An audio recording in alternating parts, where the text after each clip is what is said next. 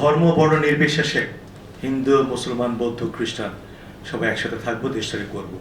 একটু একটু আমরা যেন খেয়াল রাখি, কোনোভাবেই যেন আমাদের যারা সংখ্যালঘু ভাই আছেন তাদের মনে এমন ধারণা সৃষ্টি না হয় যে মুসলমানরা তাদের সহযোগিতা করছে না, অথবা তারা নিপীড়িত, অথবা তারা ভীত, অথবা তারা এমন একটা পরিস্থিতি সৃষ্টি হয়েছেন যেখানে তাদের জন্য একটা বাসযোগ্য পরিবেশ নেই। আমি মনে করি না যে এমন কোনো পরিস্থিতি সৃষ্টি হয়েছে। আমি জানি যে আপনাদের এখানে আল্লাহ মেহেরবানিতে যারা সংখ্যালঘু আছেন তারা ভালোই আছেন। আজকে ধরুন ক্যাম্পে আমার 150 জন সৈনিক আছে। আপনি যদি বলেন যে এই জেলা প্রশাসকের অফিসে 30টা সৈনিক লাগবে, 30টা সৈনিক আমার কমে গেল। তো যেহেতু জনবল সীমিত, আমাদেরকে এটা প্রপার ইউটিলাইজেশন করতে হবে। ডাক্তারদেরকে ধন্যবাদ জানাই আমি। আপনাদের এখানে নিশ্চয়ই সিভিল সার্জন আছেন, আমি বিশ্বাস করি যে উনি ডেফিনেটলি অন্যান্য ডাক্তারদেরকে বলবেন তাদের দায়িত্ব ঠিকমতো পালন করার জন্য। আমরা সর্বাত্মকভাবে যে কোনো উপায়ে হোক না কেন আমাদের এলাকাতে যতগুলো ধর্মীয় উপাসনালয় আছে সেই উপাসনালয়গুলোর নিরাপত্তা নিশ্চিত করব যেন তেন প্রকারে।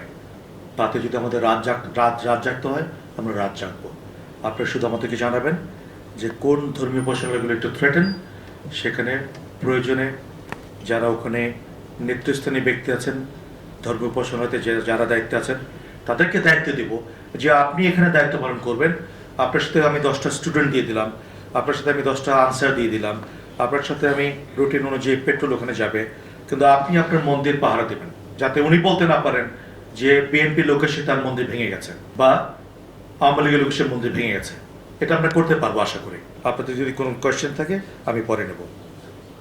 আনসার ভিডিপির ব্যাপারে আমি বলেছি, আনসার ভিডিপিরা সুন্দর দায়িত্ব পালন করছেন এবং কোনো ধরনের সহায়তা লাগলে আমরা আপনাদের সাথে থাকবো ইনশাআল্লাহ। শুধু খেয়াল রাখবেন সোশ্যাল মিডিয়াগুলোতে যে তথ্যগুলো আসে সেগুলো সত্যতা নিয়ে। আপনারা দেখেছেন এই সংখ্যালঘু নিয়ে অনেক ভিডিও আপলোড করা হয়েছে, অনেক পুরনো। সংখ্যালঘুরাই বলেছেন এগুলো সব মিথ্যা, মুসলমানরা এসে আমাদের বাড়ি পাহারা দিয়েছে। আপনারা দেখেছেন এগুলো দেখেছেন আপনার ভিডিওতে। সব কিছুই সত্য নয়, যেটা দেখছেন আপনি ভিডিওতে সেগুলো সত্য নয়। এগুলো বিচার করে এগুলো সত্যতা যাচাই করে যেন আমরা কর্মপদ্ধতি নির্ধারণ করি। গত কয়েকদিন ধরে আপনারা জানেন যে গার্মেন্টস ফ্যাক্টরিগুলোতে, ফার্মাসিউটিক্যালস কোম্পানিগুলোতে আনরেস্ট চলছে। এই আনরেস্টগুলো আগে হতো, আমরা জেনেছি আগে হতো, কিন্তু এখন এটা বেড়ে গেছে বেতনের ডিমান্ড, তারপরে তাদের শিফটের ডিমান্ড, অন্যান্য অনেক কিছু ডিমান্ড নিয়ে তারা রাস্তায় নামছে। সেনাবাহিনী চেষ্টা করছে এগুলোকে আপনার মিডিয়েট করার জন্য, মালিক পক্ষ এবং যারা শ্রমিক তাদের মধ্যে একটা সমঝোতা করার জন্য। কিন্তু সব কিছুই এখন নামতে হবে কেন? মানে এখনই সব কিছু নামতে হবে কেন? এই যে একটা অবস্থা যেখানে অন্তর্বর্তীকালীন সরকার দায়িত্ব নিয়েছেন, উপদেষ্টা যারা দায়িত্ব পালন করছেন, আপনারা যদি খেয়াল করে থাকেন তারা দিন রাত পরিশ্রম করছেন দেশটাকে একটা নির্দিষ্ট জায়গায় নিয়ে আসার জন্য। এই মুহূর্তে যদি আমরা সবাই একেবারে ঝাঁপিয়ে পড়ি সব ডিমান্ড নিয়ে, ওনারা কোথায় যাবেন?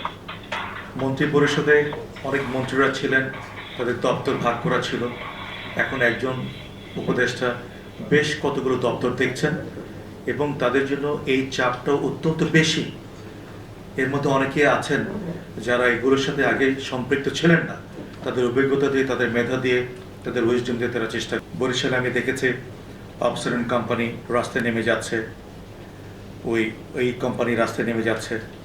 আমি অনুরোধ করেছি যে আপনারা যত চাহিদা আছে সেগুলো আমাদেরকে বলেন, আমরা মালিক পক্ষকে ডাকবো, আপনাদের সাথে আমরা বসিয়ে দেব, তখন আপনাদের দাবিদাগুলো উপস্থাপন করেন। যৌক্তিক দাবিদা হলে আমরাই তাদেরকে চাপ দিয়ে এটা সমাধানের চেষ্টা করব। কিন্তু আপনারা দয়া করে রাস্তাঘাট বন্ধ করবেন না। আজকে যদি এই রাস্তাটা বন্ধ হয়ে যায়, এখান থেকে চিংড়ি মাছ ঢাকা যাবে না, এখান থেকে সবজি ঢাকা যাবে না। এই আলটিমেটলি চাপটা আমাদের জনগণের উপরেই যাবে, জনগণই ক্ষতিগ্রস্ত হবে। সুতরাং দাবি দেওয়াগুলো আপনারা আপনাদের এলাকার মধ্যে সীমাবদ্ধ রাখেন। আমি আপনাদেরকে অনুরোধ করব যারা এখানে আছেন, যারা এই কোম্পানিগুলোর মালিক আছেন বা ওরকম যদি কোনো কোম্পানি থেকে থাকে তাদেরকে এই জিনিসগুলো বলবেন দয়া করে। কয়েকদিন আগে একটু আনরেস্ট হয়ে গেল, আমরা এখন আল্লাহর রহমতে এটা অনেকটা সেটেল করে নিয়েছি। আমরা আনসারের দায়িত্বগুলো মনিটর করছি এবং তাদেরকে আমরা বলেছি আমাদের দায়িত্বমালা এলাকার মধ্যে যদি সেনাবাহিনীর কোনো সাপোর্ট প্রয়োজন হয় আমরা তাদের পাশে দাঁড়াবো। আনসার যদি এখানে আপনি আছেন, যদি কখনো মনে করেন যে না আপনাদের কোনো প্রয়োজনে সেনাবাহিনীর সাপোর্ট দরকার, আপনারা জানাবেন আমাদেরকে, আমরা আপনাদেরকে সহায়তা করব। ঠিক আছে না? যদি এমন কোনো জায়গা থেকে থাকে যেখানে আনসার ডিউটি করছে, আপনারা কনফিডেন্স ফিল করছেন না, সেখানে প্রয়োজনে আমরা আমাদের দায়িত্ব গ্রহণ করব, আমরা সেখানে দায়িত্ব পালন করবো। বাট কোনোভাবে যেন আপনাদের মনোবল নষ্ট না হয়। মনে রাখবেন, আপনারা যারা ব্যাটালিয়ন আনসার ডিসিপ্লিন A1, অঙ্গীভূত আনসার ডিসিপ্লিন ব্যাড, হোয়াই, কেন? এর পিছনে কারণ আছে। এরা তো এতদিন রাস্তায় নেমে আসেনি, সুতরাং এটা আমাদের বুঝতে হবে। ছাত্ররা অনেক ভালো কাজ করেছে। তারা রাস্তায় নেমেছিল, ট্রাফিক কন্ট্রোল করেছিল, তারা বাজার মনিটর করেছিল, তারা মানুষের গাড়ি পরীক্ষা করেছিল, অনেক ভালো কাজ করেছে। এখন আমি বিশ্বাস করি যে তারা একটু সরে গেছেন এই দায়িত্বগুলো থেকে, যেহেতু পুলিশ রাস্তায় নেমেছেন, তাদের দায়িত্বগুলো বুঝে নিয়েছেন। আমি অনুরোধ করব আমার ছাত্র ভাইগুলোকে, আমার ছাত্র সন্তানগুলোকে, তাদেরকে পড়াশোনায় ফেরত আসতে হবে। একটা জাতির উন্নয়নের মূল কাঠি হচ্ছে এডুকেশন। আমরা যত বেশি এডুকেশন থেকে দূরে সরে যাব, তত বেশি আমরা নিষ্পেষিত হব, তত বেশি আমরা পিছিয়ে যাব। কোনো জাতি পৃথিবীতে শিক্ষা ছাড়া উন্নতি করতে পারেনি। আজকে দেখেন লন্ডনের কোনো বড় ধরনের কিছু নেই, কিন্তু জ্ঞান বিক্রি করে খায়। 200 বছর শাসন করেছে আমাদের, তাদের ইউনিভার্সিটি আছে, কলেজ আছে, পৃথিবীর সমস্ত জায়গা থেকে ওখানে যে তারা পড়াশোনা করে, টিউশন ফি দেয়। এখানে শুধুমাত্র আপনার কিছু আলু উৎপাদন করে, কলাটা পর্যন্ত বিদেশ থেকে আনতে হয়। কোনো কিছু তাদের নেই, কিন্তু তারা পৃথিবীর একটা অন্যতম শক্তি। কেন? তাদের ব্রেইন আছে, তাদের স্ট্র্যাটেজি আছে, তারা দেশ চালাচ্ছে, পৃথিবী চালাচ্ছে। সুতরাং আমাদের জ্ঞানের সাথে যেন আমাদের সবসময় একটা সম্পর্ক থাকে। ছাত্র ভাই যারা এখানে আছেন, যারা প্রতিনিধি করছেন, দয়া করে বাচ্চাদেরকে বোঝাতে হবে যে ক্লাস 10-এ পড়ো তুমি, তোমার ভবিষ্যৎ অনেক, তোমাকে দূরে যেতে হবে। এখন রাস্তায় গাড়ি কন্ট্রোল করার দায়িত্ব তোমার নয়, বাজার মনিটর করার দায়িত্ব তোমার নয়, কাউকে ধরে পিটানো তোমার দায়িত্ব নয়। কাউকে যদি মনে হয় যে সে অযৌক্তিক কাজ করছে, অন্যায় কিছু করছে, পুলিশের কাছে হস্তান্তর করা, অথবা আইন শৃঙ্খলা রক্ষকের বাহিনীর কাছে হস্তান্তর করা, অথবা আমাদের কাছে হস্তান্তর করা, আমরা তার দায়িত্ব নিব।